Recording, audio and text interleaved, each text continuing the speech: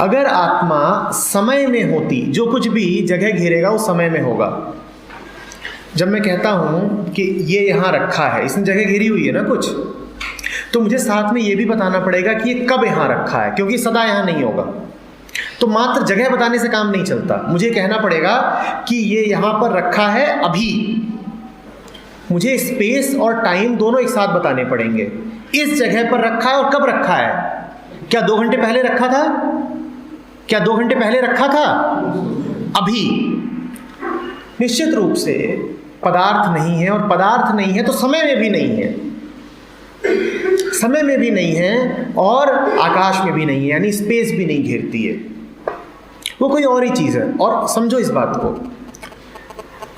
हमने पहली बात कही है आत्मा समय में नहीं है और स्पेस में नहीं है, क्योंकि पदार्थ होता तो समय में होता और स्पेस में होता। और दूसरी बात कहता हूँ, क्या तुम किसी भी ऐसी इकाई की कल्पना कर सकते हो जो समय में ना हो और स्पेस में ना हो? कल्पना करके बताओ, चुनौती दे रहा हूँ। कल्पना करो किसी ऐसी चीज़ की जो है ही नहीं स्पेस में और जो है ही नहीं समय में। कर सकते हो? कर सकते हो क्या? नहीं कर सकते ना। तो निश्चित रूप से आत्मा अकल्पनीय है, उसके बारे में कुछ कहना बेवकूफ़ी है, उसकी कल्पना ही नहीं की जा सकती, उसके बारे में सोचा ही नहीं जा सकता। ये तो छोड़ दो कि मुझे दिखाई पड़ती है, मैंने छू लिया, कितनी फिजूल की बातें हैं। अरे वो अकल्पनीय है, वो अभौतिक है, वो अनिर्वचनीय है, उसके बारे में कुछ कहना पागलपन है। वो निराकार है, वो अरूप है, वो अनाम है, तुम उसे कैसे कोई आकार दे देते हो? वो है ही नहीं। मन की दुनिया में वो है ही नहीं, तुम उसे नहीं जान सकते मन से, क्योंकि मन सिर्फ उन चीजों को जानता है जिनका कोई आकार हो। मन सिर्फ उन चीजों को जान सकता है जिन्हें देखा जा सकता हो, छुआ जा सकता हो, जिनकी कल्पना की जा सकती हो। जिसकी कल्पना ही नहीं की जा सकती, मन उसका विचार नहीं कर सकता। तो यहां से हमको एक रास्ता मिलता है आत्मा को जानने का। मन को शांत कर दो बिल्कुल, और जब मन बिल्कुल शांत हो जाएगा तब तुम जिसमें जीते हो वही तुम हो। आत्मा माने मैं, आत्म, सेल्फ। आत्मा माने मैं और कुछ नहीं। जब मन शांत हो जाता है तब तुम आत्मा होते हो। तो अभी इस समय कुछ लोग यहाँ पर बिल्कुल शांत हैं, वो आत्माएं हैं।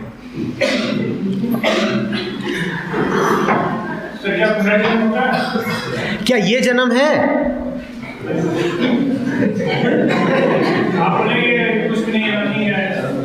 इस जन्म का ठिकाना नहीं, अगले की बात कर रहे हो। अगली बात जो सब साईं बाबा जो भी डेट किए हैं, तो वो अपने आप को साईं बाबा अवतार मानते थे। तो किस लेस पे बोलते थे मैं सब साईं बाबा अवतार हूं?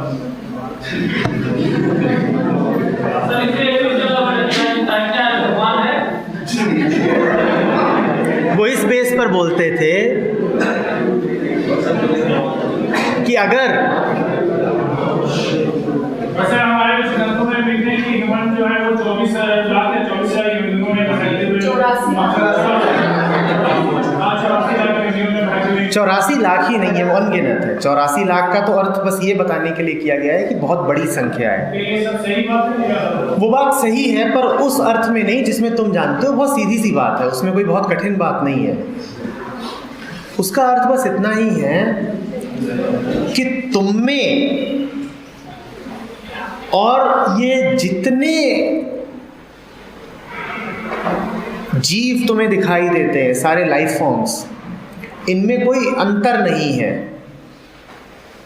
वो 84 लाख ही नहीं है, वो अनगिनत है, वो और ज़्यादा है, 84 लाख से भी ज़्यादा है। उनमें कोई अंतर नहीं है।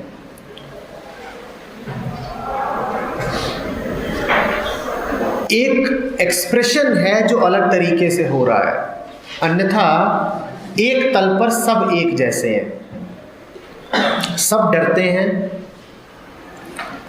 सब जिंदा रहना चाहते हैं, सब बच्चे पैदा करते हैं, सब खाते हैं, सब दिखाई देते हैं, सबका शरीर है, सब पदार्थ है। तो बस यही अर्थ है उसका कि ये जो पूरा सब कुछ है वो एक ही है, अलग अलग दिखता है, व्यक्त अलग अलग रूपों में होता है, पर है एक ही, और कुछ नहीं है। उसका अर्थ ये नहीं है कि तुम मर करके तिलचट्टे बन जाओगे, मर करके कुछ नहीं बन जाओगे, मर के राख बनते हैं बस। उसका अर्थ ये नहीं है कि तुम मर के तिलचट्टे बनोगे, उसका अर्थ ये है कि तुम अभी तिलचट्टे हो, ठीक अभी। हम बंदर भी हैं, हम हाथी भी हैं, हम शेर भी हैं। जब तुम बिल्कुल हिंसक हो, जब तुम बिल्कुल हिंसक हो, उस समय तुम बिल्कुल किसी खूनी दरिंदे की तरह ही हो, शेर की तरह ही हो। जब तुम बिल्कुल डर गए हो, उस वक्त तुम में और एक सहमे हुए खरगोश में कोई अंतर नहीं है। जब तुम अभी वो कर रहे हो, तुम कर रहे हो, तुम बंदरिया हो, वो पूरी तरह बंदरिया हो। तुम ये मत समझना कि बंदर हमारे पूर्वज थे, बंदर हमारे पूर्वज नहीं थे, हम बंदर अभी भी हैं। तो उसका अर्थ ये है, एक एक पेड़, घास का एक एक तिनका हमारे भीतर बैठा हुआ है।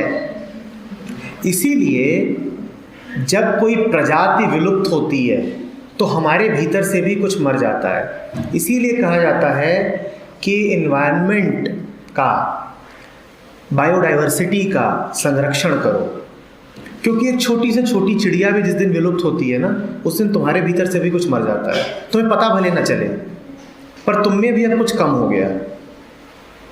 जब तुम किसी जानवर को मारते हो तो अपने भी किसी हिस्से को मार देते हो। उसका अर्थ बहुत सीधा है। हमें दिखाई नहीं देता, हम सोचते हैं हम अलग हैं। तुम अलग नहीं हो, तुम पूरे तरीके से गुथे हुए हो, बिल्कुल एक हो। ये मत समझना कि बाकी सब कुछ खत्म हो जाएगा और तुम बचे रह जाओगे, ऐसा नहीं होगा। जैसे जैसे बाहर सब कुछ खत्म हो रहा है, वैसे ही वैसे तुम्हारे भीतर भी कुछ खत्म हो रहा है। ये हिंडन नदी है ना, ये मर रही है। ये मत समझना सिर्फ नदी मर रही है, उसके साथ साथ हम सब मर रहे हैं। जैसे जैसे वो नदी मरती जा रही है, वैसे वैसे हम भी मरते जा रहे हैं। जो ये कल्पना करते हो हम कैसे मर रहे हैं, हमारे नल में पानी तो आता है, वो पागल है।